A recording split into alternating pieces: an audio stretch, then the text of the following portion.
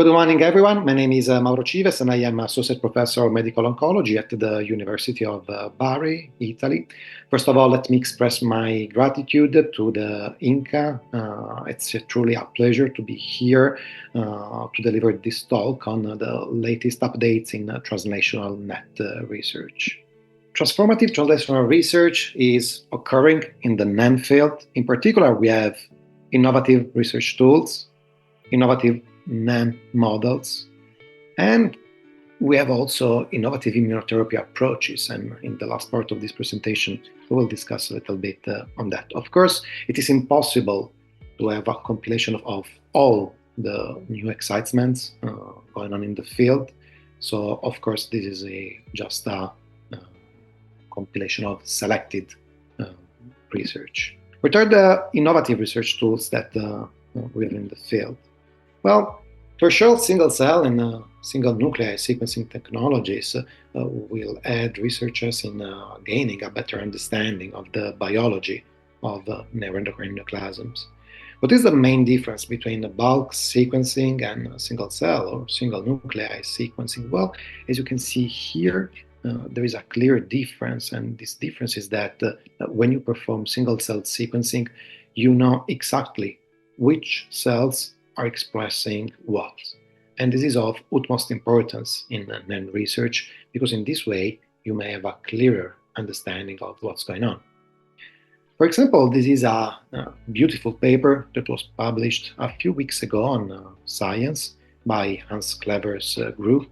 And as you can see here in the right upper part of this image, in this, like when you see these colored dots, I mean, each of these dots correspond to a different cell. You can clearly see that when you're analyzing a tumor, you have different cells, and each of these cells is expressing different transcripts, different molecules of RNA. So, like basically, each cell has a different behavior. And, like it is extremely important for us to understand which cell is expressing which marker. Why? Well, this is a paper that was recently published on iScience a few months ago. And like here you can clearly see, for example, that if you try to distinguish among net cells in an individual patient, you can clearly see that you will have different fractions. But then if you merge the cells coming from different patients in a pooled sequencing analysis, you can clearly see that by single cell sequencing, you will be able to dissect their behavior. See, for example, panel C. In yellow, you have all the cells coming from patients that are no metastatic, whereas in purple, you have all the cells coming from patients who had metastatic disease. And these are unsupervised analysis. That means that you get this analysis directly from the machine, and the machine is able to distinguish between the different cells.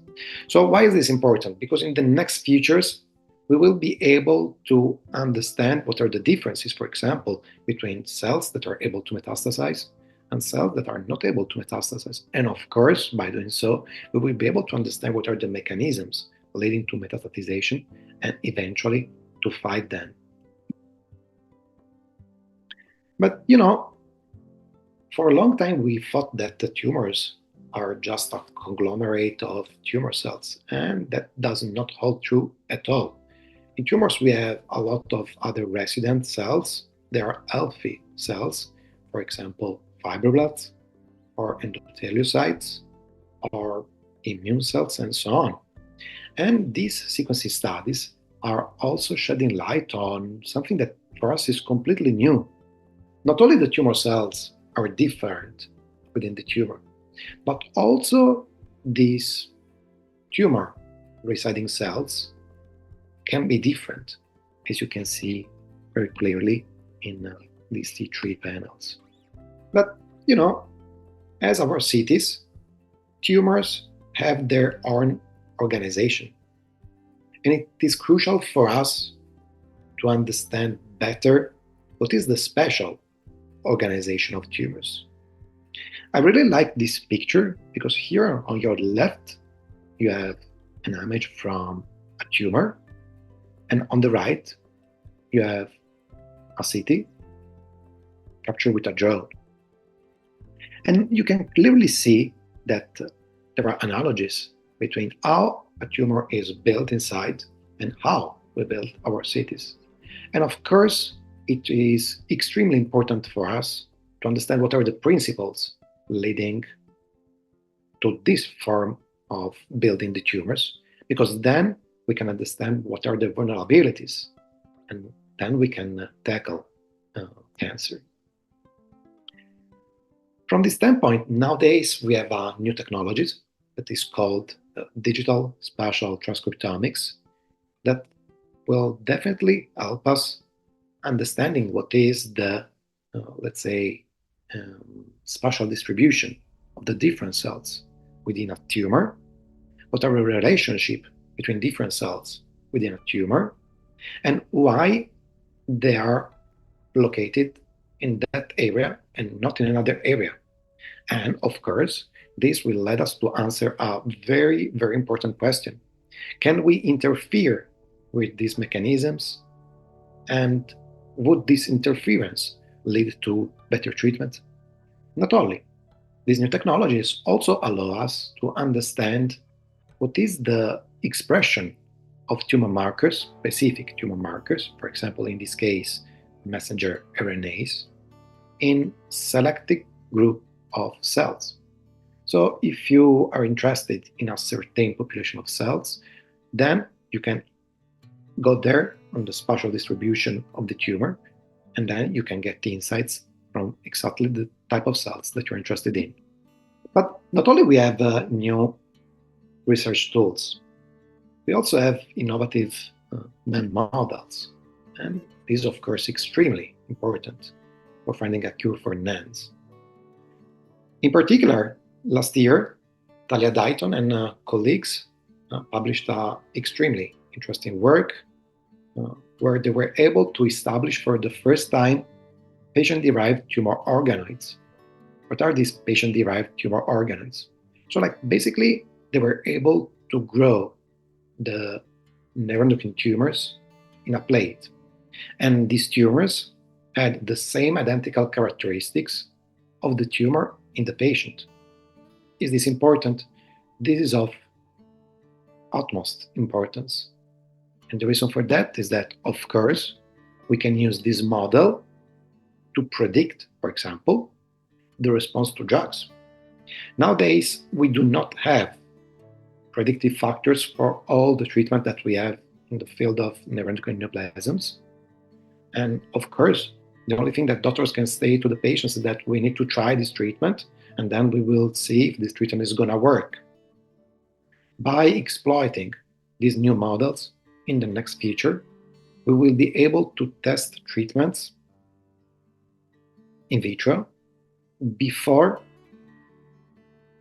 we administer that specific treatment to the patient. And for example, in this work, you can clearly see that there is a tight correspondence. The red dots are indicate that there is a high sensitivity in vitro to a certain drug, whereas here you see the clinical response. So for example, where you see the red dots, these patients then they underwent partial response. That means that they had a good response to the treatment.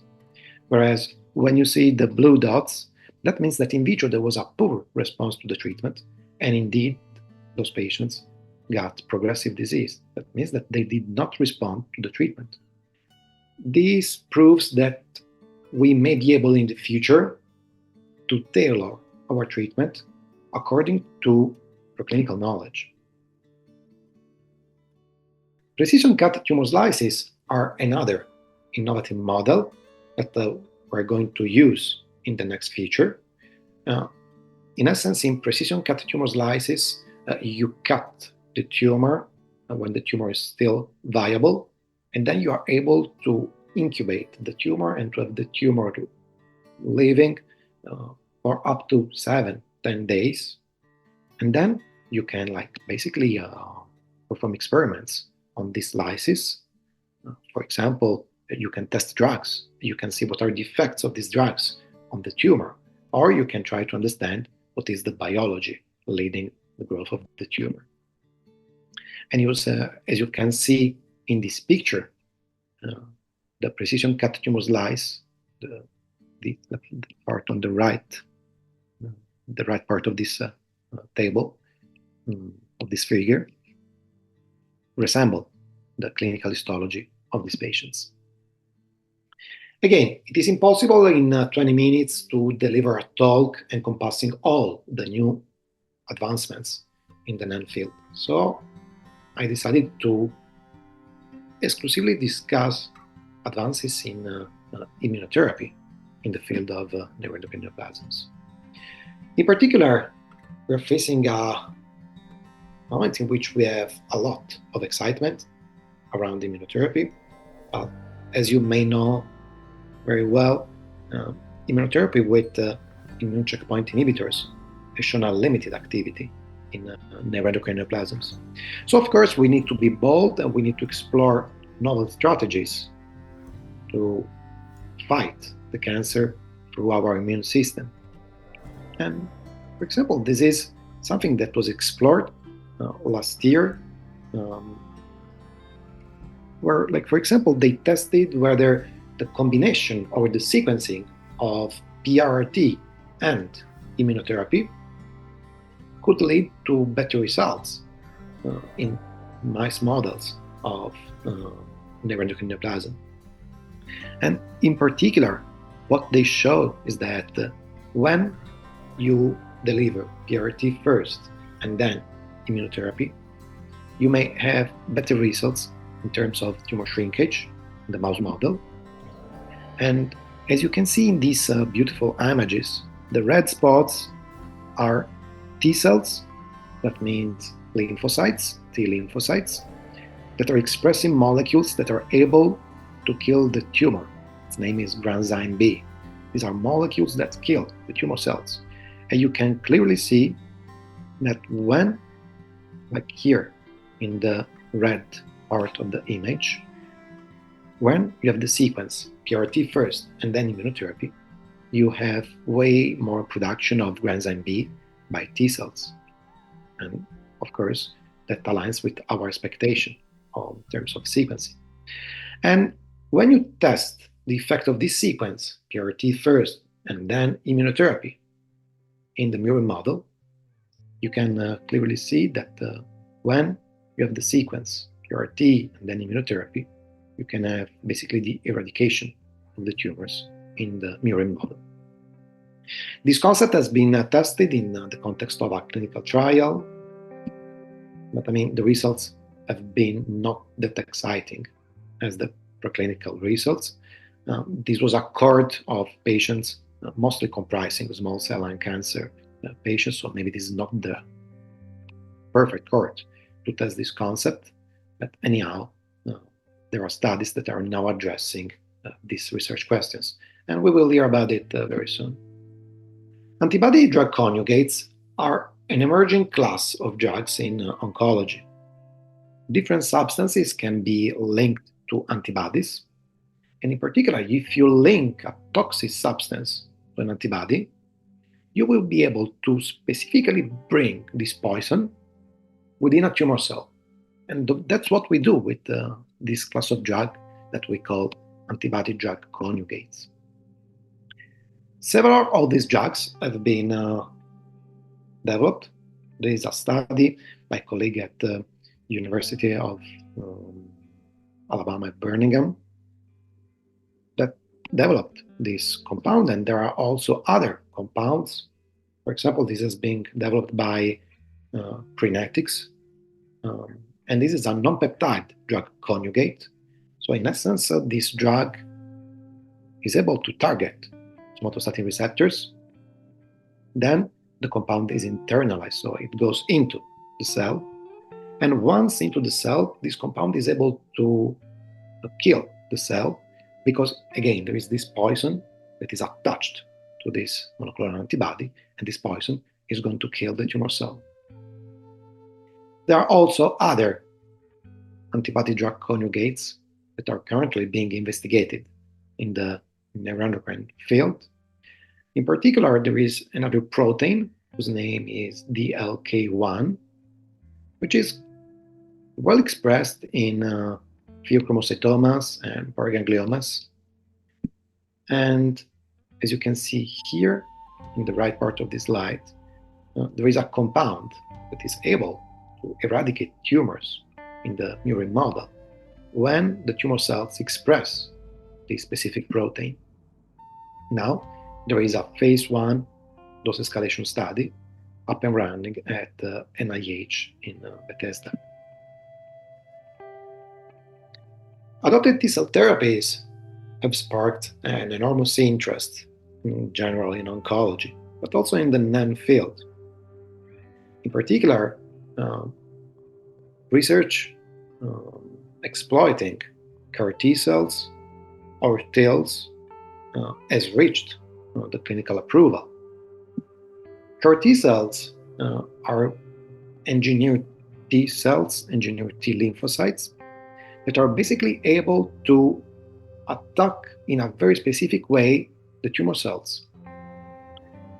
Different CAR T-cell products are currently approved in hematology, in particular for the treatment of different forms of leukemia and lymphoma. For sure, it's more difficult to tackle solid tumors by exploiting CAR T-cells, but a lot of investigations are trying to move forward the field. Different generations of CARs stand for chimeric antigen receptor, have been generated so far. And what I would like to highlight is that the so-called next generation of CAR T-cells is also able not only to redirect the specificity of T-cells against tumor cells, but also is able to lead to the secretion of specific molecules by the T-cells themselves when they encounter the antigen, namely the protein that makes the tumor cell be recognizable by these lymphocytes. How does the system work? So basically you start with an apheresis, so you take the blood from the patient, then you isolate the T cells. The T cells are then engineered, and then they are infused back into the patient. And then they are able to circulate to find the right tumor cells and to kill them. Several CAR T cells have been established in the NAN field so far. In particular, anti-CD817 CAR T cells have been developed by colleagues at UPenn.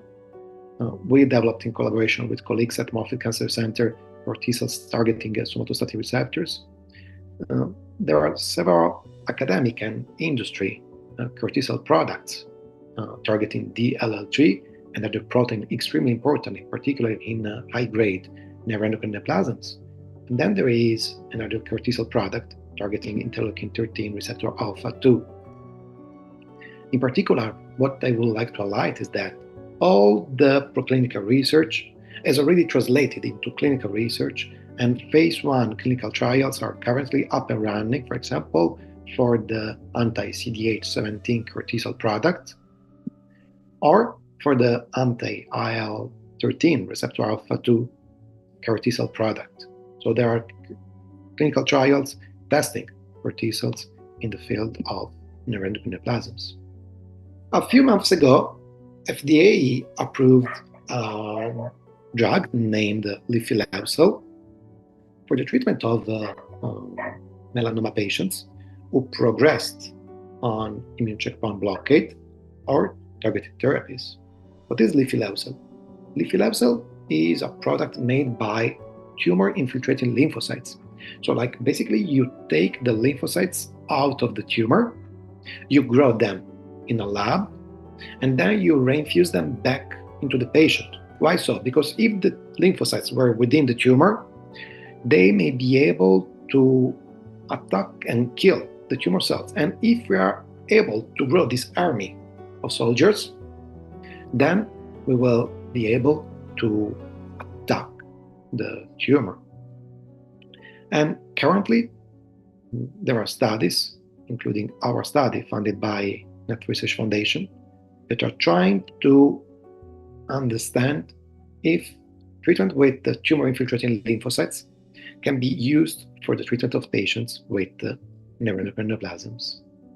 An emerging class of agents in oncology is the class of BiTEs. BiTEs are bispecific T-cell engagers.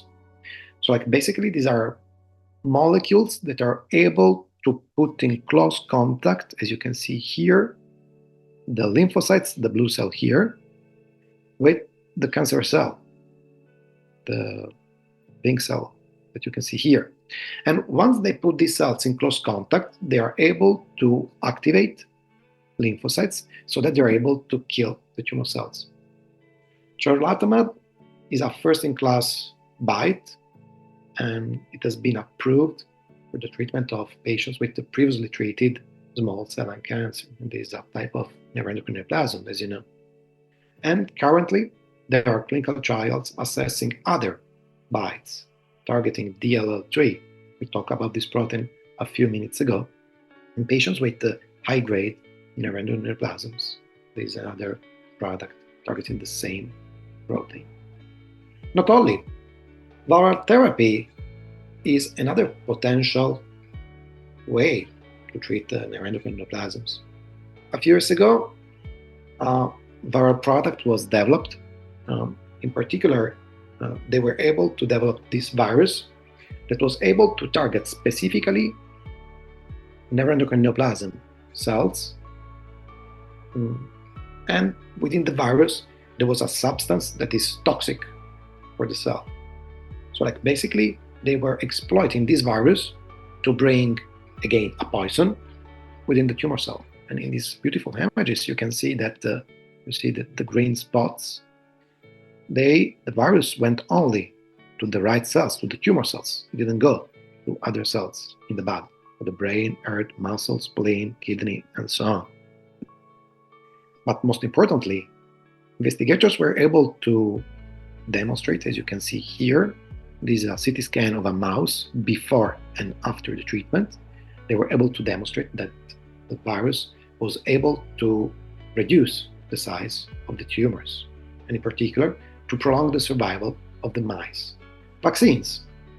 Prophylactic and therapeutic cancer vaccines are being currently investigated in oncology and also in the field of neuroendocrine neoplasms.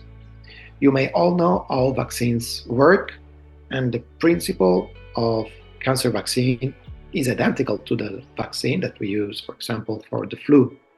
So you have a vaccine injection, then this vaccine will stimulate specific immune cells to recognize antigens, small proteins, small, let's say, markers that will render these immune cells able to attack and kill the tumor cells. Sorvevin is a protein expressed in many cells, including neuroendocrine neoplasm cells, and colleagues at the Roswell Park have developed a vaccine targeting this protein, which again is overexpressed in neuroendocrine neoplasms. And currently, there is a clinical trial investigating this product in patients with neuroendocrine tumors. Not only, we previously demonstrated that neuroendocrine neoplasms, in particular pancreatic neuroendocrine neoplasms, do express neoantigens, namely small proteins that can be recognized naturally by immune cells. Look what happened a few months ago in the context of another cancer. This is hepatocellular carcinoma. They were able to develop personalized neoantigen-based vaccines. So basically, you recognize what are the difference between the tumor and the healthy cells, and then you create a vaccine emphasizing these differences so that the immune system will be able to understand which are the bad cells. And then the immune system will be able to recognize them and to kill them. And as you can see here In this, we call them as spider plots. Each line is a different patient. You can see that, like all the blue lines mean that the patient, they were really responding very well to the treatment. The tumor was shrinking. And you can see that the responses were also long-lasting. New research tools to conclude, for example, single-cell sequencing or spatial molecular profiling and Noonan models will definitely help researchers to gain a better understanding of NAM biology and, of course, to understand in particular what are their vulnerabilities in the near future. We definitely need transformative translational research because this is the only way we will be able to improve patients' outcomes and eventually cure NAMs, and we need to be bold. But an alliance must be built between patients advocates, researchers, and clinicians. We do not need, let's say, science for science, like heart or l'art pour l'art. We need transformative, bench to bedside, very focused research that will be able to advance the field, not in 100 years, but in the next decade. To do so, scientific questions must be discussed with patients and patient advocates. And in particular, for example, patients' advocacy group may have a role in grant funding. And preclinical research must be translating in clinical research. There are a lot of preclinical products that will never reach the clinical testing phase. And of course, these are all products that hold a potential to transform our field. That means that we need to reduce the so-called attrition rate, and this must be a public priority. With that, I would like to thank you very much, and see you very soon.